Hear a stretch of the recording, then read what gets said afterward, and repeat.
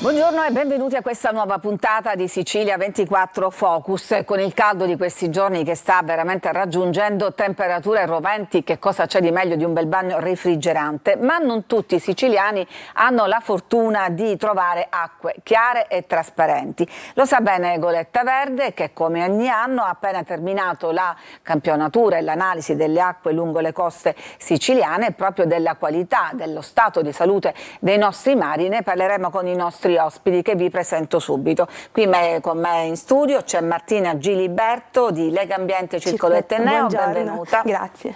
In collegamento c'è Tommaso Castronovo, presidente di Lega Ambiente Sicilia, benvenuto. Buongiorno, grazie all'invito. Grazie naturalmente a voi. Allora, da 39 anni Goletta Verde solca i mari italiani con l'obiettivo di scovare e denunciare le criticità che minacciano il nostro litorale. Il risultato ancora una volta non è soddisfacente, lo vediamo nella grafica che abbiamo preparato, dove su 11 punti su 25 risultano oltre i limiti di legge. Quasi tutti sono foci di fiumi o torrenti. In pratica il 44% dei campioni analizzati è il risultato appunto oltre il tetto consentito. Dunque Tommaso Castronovo, viene bocciato, possiamo dire, quasi metà dei nostri mari. Sì, purtroppo la situazione continua ad essere preoccupante nonostante i ripetuti allarmi e le osservazioni che abbiamo lanciato nel corso di questi anni con la presenza della Goletta Verde nella nostra regione. Anche gli anni precedenti i risultati non erano diversi da quelli attuali, anzi l'anno scorso abbiamo segnalato 10 punti fuori legge, quest'anno addirittura 11, quindi un leggero aumento, anche se i punti, ricordiamo, non sono mai gli stessi. Certo, e poi di questo anche parleremo. Faccio proprio un'estrema sintesi di quanto è venuto fuori. Agrigento, Catania e Palermo sono province sotto osservazioni, a Trapani, Valle, Maglia Nera, Siracusa e Messina le più virtuose. È così? Tommaso Castronovo. Sì, è così. In alcuni casi appunto alcuni punti sono particolarmente critici perché si ripetono negli anni, come quello appunto che abbiamo rilevato ad Acitrezza, presso il lungomare di Galatea. adesso non mi ricordo. Galatea. Sì, presso il lungomare di Galatea, sì. Poi anche presso il torrente Nocella a Palermo. Ma chi si salva invece? Dov'è che si può andare a fare il bagno in totale serenità in Sicilia? Fondamentalmente bisogna seguire con molta attenzione le analisi che vengono riportate dal portale del Ministero, il portale acque del Ministero, che dà indicazioni di bagnabilità ed è quelle a cui fare affidamento. Noi sottolineiamo che le nostre non sono patenti di bagnabilità che diamo alle spiagge, ma rileviamo punti critici. Purtroppo ho un po' di rimbombo Hai fatto bene a dirlo, così vediamo se la regia lo può sistemare in breve tempo. Allora, mentre la regia prova a mettere a posto, vado da Martina, sì. Martina Giliberto, perché fra l'altro tu sei la persona che fisicamente, materialmente ha fatto uno di questi campioni, proprio sì. Questo è uno dei 3 punti di Catania. Diciamo perché appunto... che io negli anni passati ho sempre campionato tutti e 3 i punti che rientrano nella provincia di Catania, quindi il Torrente Sant'Anna, che faccio una menzione d'onore perché nel corso degli anni c'è stato un vero e proprio miglioramento delle caratteristiche microbiologiche di questo punto. Poi sono andata anche al canale Forcire che lo ricordiamo è all'inizio della playa di Catania. Esattamente, e anche a lungomare Galatea. Diciamo che il punto critico di queste zone è che praticamente si trovano proprio allo sfociare di magari impianti di depurazione che diciamo non funzionano possibilmente molto bene, e quindi giustamente la microbiologia e di conseguenza la bagnazione hanno valori talmente tanto elevati da non permettere la bagnazione. Ma prima di arrivare a saltare alle conclusioni, io ti volevo chiedere, visto che tu fai fisicamente questo prelievo, come si svolge, a che punto, a che altezza, uscite con una barca oppure... No, semplicemente noi ci vediamo tendenzialmente la mattina presto per questioni di caldo, prendiamo dei contenitori sterili, diciamo quelli che si utilizzano semplicemente per per l'analisi delle urine, e andiamo alla foce nel caso del canale Forcile, dato che quindi proprio diciamo a Battigia, ecco. a pochi metri dallo sfocio del canale Forcile, e immergiamo totalmente il contenitore, lo riempiamo a tappo in modo da avere un campione più quanto possibile omogeneo. Ecco, quello che ti volevo chiedere è che mentre la campionatura su Catania di Goletta Verde ha dato un esito infausto, cioè è risultato inquinato proprio in quel punto, l'ARPA, che mensilmente, lo ricordiamo, da maggio a settembre effettua dei prelievi della campionatura lungo tutto l'Arenile, il risultato positivo. Come si spiega questa discrepanza? Secondo me questa discrepanza si spiega nel momento in cui i campionamenti vengono fatti in maniera possibilmente completamente diversa, nel senso che noi di Goletta Verde andiamo a campionare proprio alla foce del fiume o del torrente che vogliamo prendere in esame, mentre ARPA va a campionare più distante dalla battigia, quindi sicuramente la carica microbiologica sarà diluita rispetto a quella reale. Quindi secondo me questo è il fattore di discrepanza che troviamo. Allora, Tommaso Castronovo, torniamo da te. Vediamo, sì. Allora, no, non ti vedo, ma ecco, ti sento, quindi immagino che ci sei. Quindi nell'ARPA alla fine abbiamo visto, da questa certezza assoluta, perché fai i prelievi a 3 km da terra, mentre in genere diciamo chi si fa il bagno si tuffa direttamente dalla spiaggia, né in realtà, come spiegavi meglio tu, Goletta Verde dà una patente di balneabilità, perché voi seguite un altro filone, quello cioè dei danni che si fanno all'ambiente attraverso i canali, i torrenti che sfociano in mare. Quindi in realtà i bagnanti da chi sono tutelati? Innanzitutto devono essere tutelati dalle amministrazioni comunali, che devono informare adeguatamente, così come noi suggeriamo e pungoliamo nel corso anche della nostra campagna Goletta Verde, sui divieti di balneazione e anche sulla qualità delle acque. Purtroppo anche nella nostra fase di campionamento e monitoraggio abbiamo rilevato che oltre il 66% dei punti monitorati è sprovvisto di cartelli adeguati. Purtroppo c'è ancora il ritorno. Okay. Sì, però insomma vedo di superare il problema.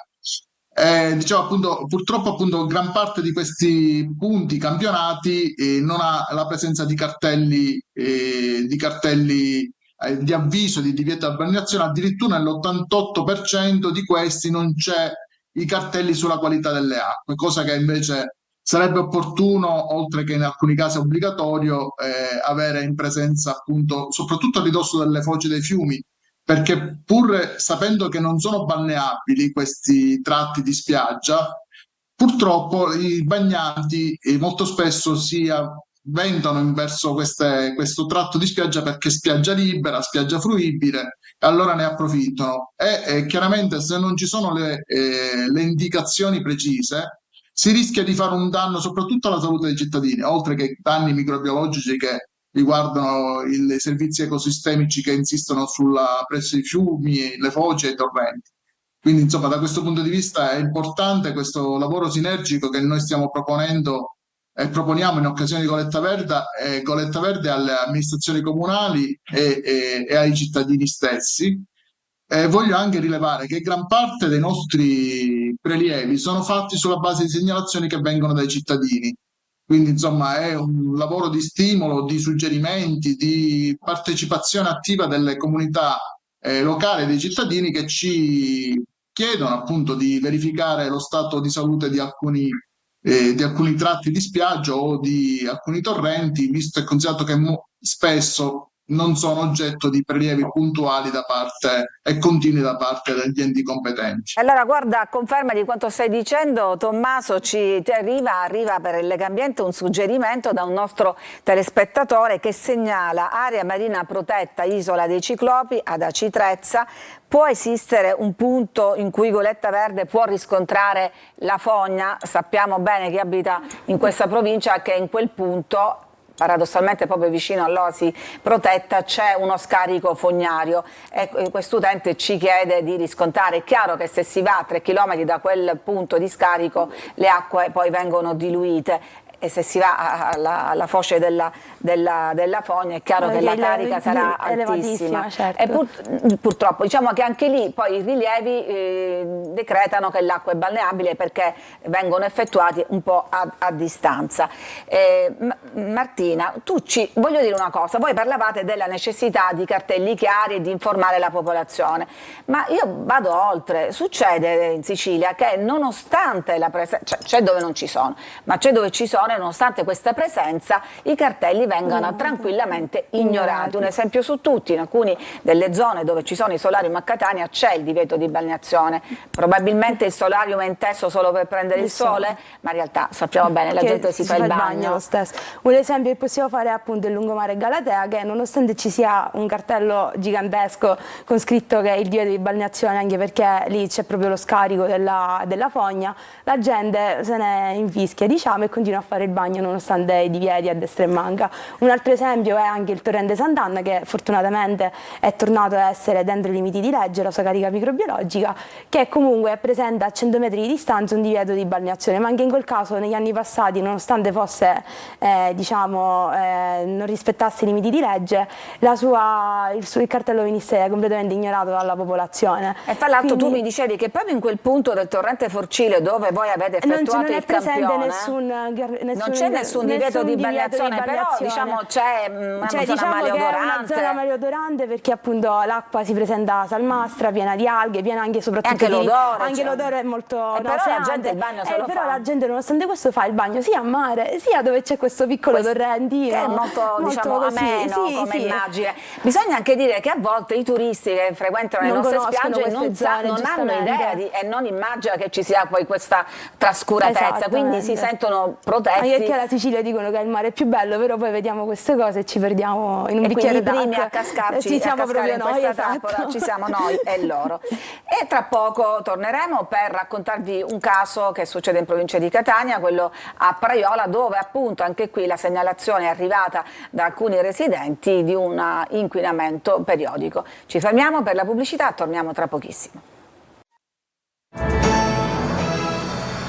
Ed eccoci di nuovo in studio per continuare a discutere della qualità, dello stato di salute dei nostri mari con il presidente regionale di Legambiente Tommaso Castronova e con la rappresentante del circolo etneo Martina Giliberto. Ma vi dicevo, ci sono poi dei casi specifici come quello che ci è stato segnalato da Praiola, è uno dei costoni più affascinanti della Riviera Ionica, purtroppo ancora una volta deturpata. Queste immagini ci sono state inviate qualche giorno fa appunto da uno dei residenti. Guardate questo scorcio che se non guardassimo la schiuma che galleggia sarebbe veramente uno scorcio di paradiso, e invece questo è quello che qualche mattina hanno trovato. Di questo noi parliamo adesso con Adelaide Russo della Proloco Carrubo, che appunto purtroppo deve assistere ciclicamente diciamo a questo spettacolo che possiamo anche continuare a vedere. Allora signora Adelaide, ci segnalano alcuni bagnanti, ecco li vediamo anche qui in questa immagine,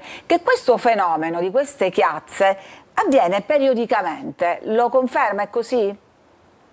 Sì, certamente.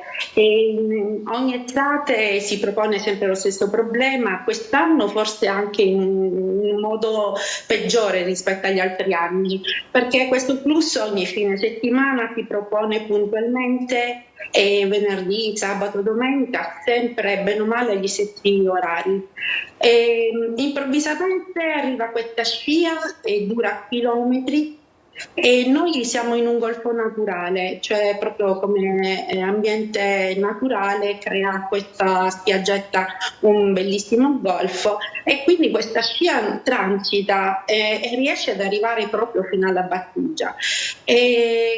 Purtroppo questi liquami è come se qualcuno aprisse qualcosa e poi si versa tutto sul mare, arrivando fino a noi. Ben male arriva sempre allo stesso orario, che va dalle 11 alle 13 circa. Ecco, lei dice come se qualcuno aprisse qualcosa, in realtà c'è più di un sospetto che qualcuno apra qualcosa. In quella zona ci sono molti residence, complessi, villette che vengono abitate soprattutto d'estate? Sì, certamente, però noi non sappiamo, abbiamo sempre assistito così un po', abbiamo sempre denunciato questa alla Guardia Costiera che sicuramente se ne saranno sempre occupati perché fanno sempre il loro dovere, però evidentemente ancora non hanno capito da quale L'origine. parte in realtà è normale. Noi non sappiamo, non vogliamo accusare nessuno, però è talmente palese che qualcosa succede di anomalo, sicuramente non è il mare che ci restituisce quello che in realtà appartiene all'uomo. Certo. Tommaso Castronovo, tu hai visto anche insieme a noi queste immagini, certamente non è l'unico caso di questo genere, ma il fatto che questo episodio avvenga soprattutto nel fine settimana, soprattutto nelle prime ore dell'alba o nottetempo, a te che cosa ti suggerisce, cosa ti fa immaginare che possa essere la causa? Io, appunto, vedendo queste immagini e vedendole anche in altri contesti, devo dire che il pensiero mi corre sempre verso la nostra costa che è stata in questi anni, in questi ultimi 30 anni deturpata, anzi, negli ultimi 50 anni deturpata da presenze di manufatti, costruzioni molto spesso abusive che chiaramente non hanno allacci fognari, non hanno nessun servizio annesso e connesso e a volte appunto può anche essere dovuto al fatto che questi manufatti magari hanno la vasca IMOF troppo piena, incominciano ad avere delle perdite, in altri casi potrebbe essere, come appunto è molto spesso segnalato, la cattiva depurazione o inefficiente depurazione dei sistemi a monte, oppure appunto degli scarichi fognari e allacci abusivi che si possono presentare lungo i corsi d'acqua.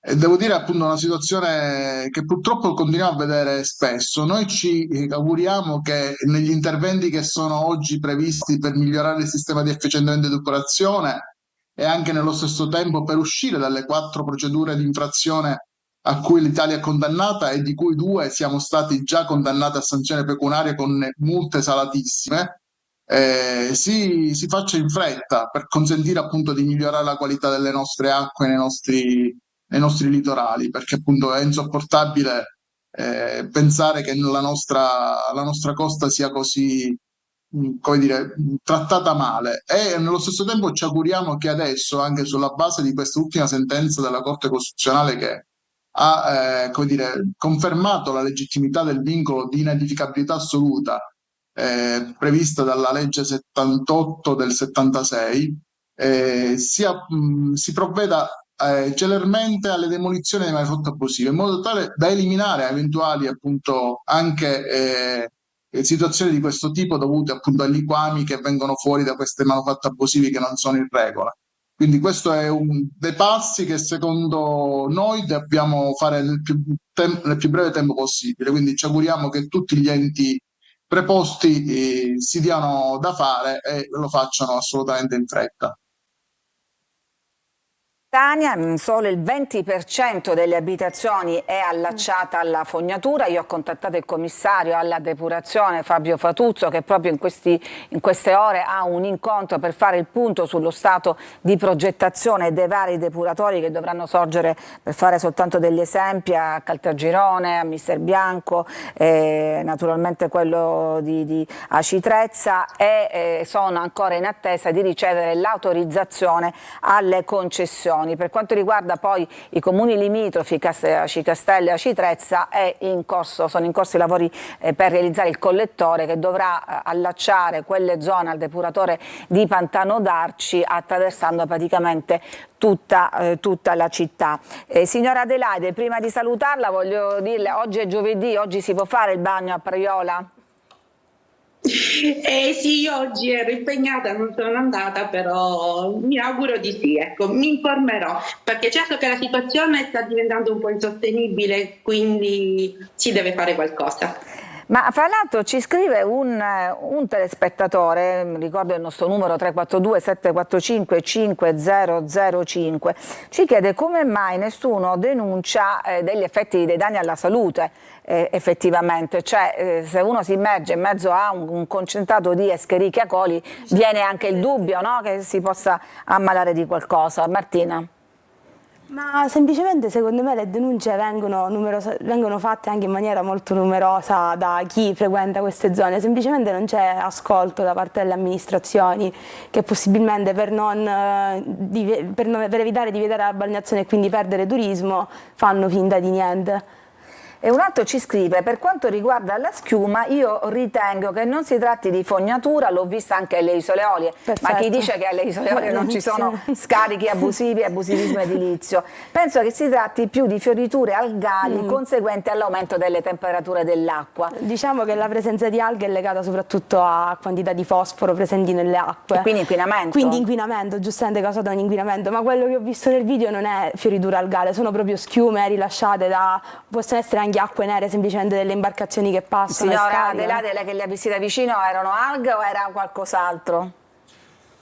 Non si sente. Quindi non penso che fossero alghe. Non penso che fossero alghe, non lo la vediamo. schiuma, diciamo, non è fioritura algale. Non depone. Allora io ringrazio Adelaide Russo della Proloco Carrubbo per questa testimonianza di uno dei tanti casi che ci sono in Sicilia, perché chiaramente non succede soltanto a Proiola ma purtroppo in tantissime altre zone della Sicilia. Tommaso Castronovo, la depurazione è sicuramente, diciamo, una delle cause principali dello stato dei nostri mari. Le altre quali sono?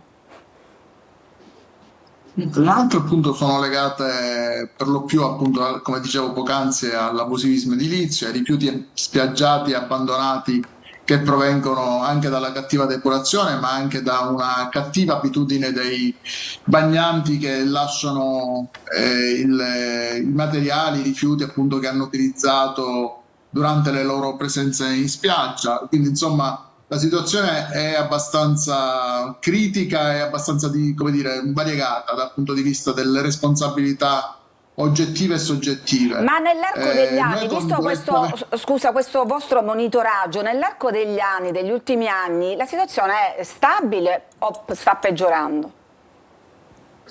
La situazione è più o meno stabile, preoccupante nella stabilità. Ecco, diciamo che ci attendavamo dei miglioramenti anche in funzione della depurazione, degli interventi sui sistemi di depurazione, perché appunto abbiamo più volte elevato i riflettori su questo aspetto, e nello stesso tempo anche sui maggiori controlli ambientali che noi abbiamo richiesto agli organi deputati. Quindi ci aspettavamo dei miglioramenti, purtroppo miglioramenti che non ci sono.